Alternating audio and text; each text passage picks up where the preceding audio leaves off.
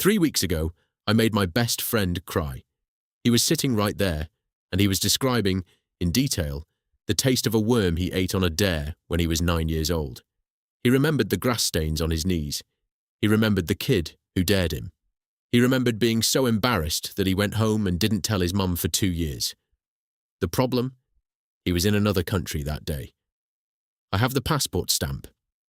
That memory, the embarrassment, the taste, the shame he's quietly carried for 15 years.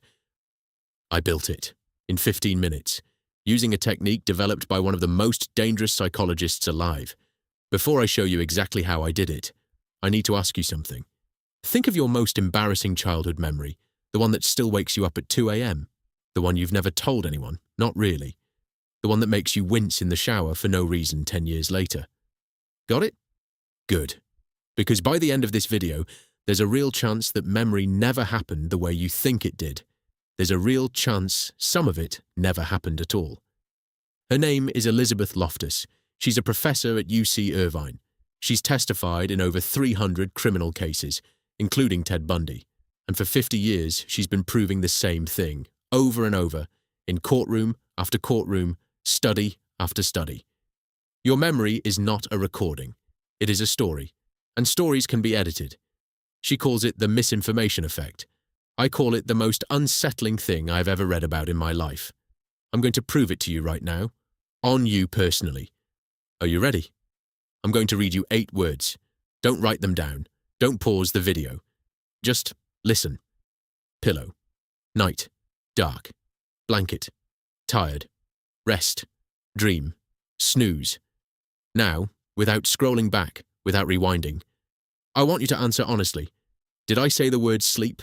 I didn't. Go back and check if you want. But here's the thing. 50% of people who take this test would swear I said it. 50%. Your brain heard 8 words, all pointing at the same concept, made the logical connection, and then filed that connection as a memory. You didn't imagine sleep. You didn't guess sleep. You remembered it. A word that was never spoken. That's not a trick. That's just how your brain works every single day of your life. So here's exactly what I did to my friend. With his full consent, on camera, ethically, every step. Step 1. I chose a plausible event, not something wild or impossible. A childhood dare, embarrassing, social, completely normal. The kind of thing that gets filed deep in your memory and never, ever gets fact-checked. Because why would it? Who verifies their own embarrassing memories? Step 2. I presented it as a known fact. Not, did this happen? But, remember when this happened. That one word, remember, is everything. It doesn't ask the brain to verify. It tells the brain to search. And once the brain starts searching for a memory instead of questioning whether it exists, you've already won. Step 3. I made him imagine it. I asked him to picture where he was standing, who else was there, what the sky looked like. And the second someone starts constructing a scene, filling in those details stop feeling invented. They start feeling retrieved.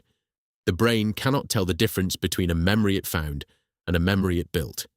That is not a metaphor. That is neuroscience. Step 4. I waited a week, then I brought it up again, casually, as established fact. And he confirmed it. Immediately. No hesitation. He added the grass stains. He added the taste. He added the shame. Details I never mentioned. Details his brain created to complete a story it had already decided was real. He didn't borrow the memory. He didn't half remember something. He constructed an entire false experience from scratch, furnished it with emotions, and then defended it for a week before I told him the truth. Here's where it stops being a fascinating experiment and starts being genuinely terrifying. Scientists have identified 3 red flags. 3 signs that a memory may have been reconstructed by your brain rather than genuinely recalled. The first one, you're watching yourself from the outside. Like a movie. You can see yourself in the memory, your own face, your own body, rather than experiencing it through your own eyes. Real memories are mostly first person. You see what you saw. Reconstructed memories tend to look like film footage because your brain is assembling a scene it never actually experienced from the inside. The second red flag, the emotion is vivid but the facts are vague. You remember the shame with perfect clarity. You remember the feeling of wanting to disappear. But you can't remember the day of the week. You can't remember the season. You can't remember what you were wearing. Real experiences leave factual traces. Reconstructed ones mostly leave the feeling. The third red flag: the memory starts exactly at the painful moment, with no before and no after. Real events have context. You were doing something before it happened and you went somewhere after. But planted memories tend to open directly on the embarrassing scene, like someone queued up the clip, because your brain only planted the highlight reel. Go back to that memory I asked you to think about at the beginning of this video. Run it through those 3 filters right now. Still completely sure it happened exactly like that? When I told my friend the truth, that the worm dare never happened, that he was in Portugal that day, that I had built the whole thing from a conversational technique developed in a psychology lab, he went very quiet. He sat there for a long time. And then he said something I have not been able to stop thinking about since. He said, "But I can still taste it." That's the thing about false memories that nobody warns you about. Proving them wrong doesn't erase them. The embarrassment doesn't leave. The shame doesn't leave. He spent 15 years cringing in the shower, alone, at a moment that never happened. A story his brain wrote without his permission and then charged him interest on for a decade and a half.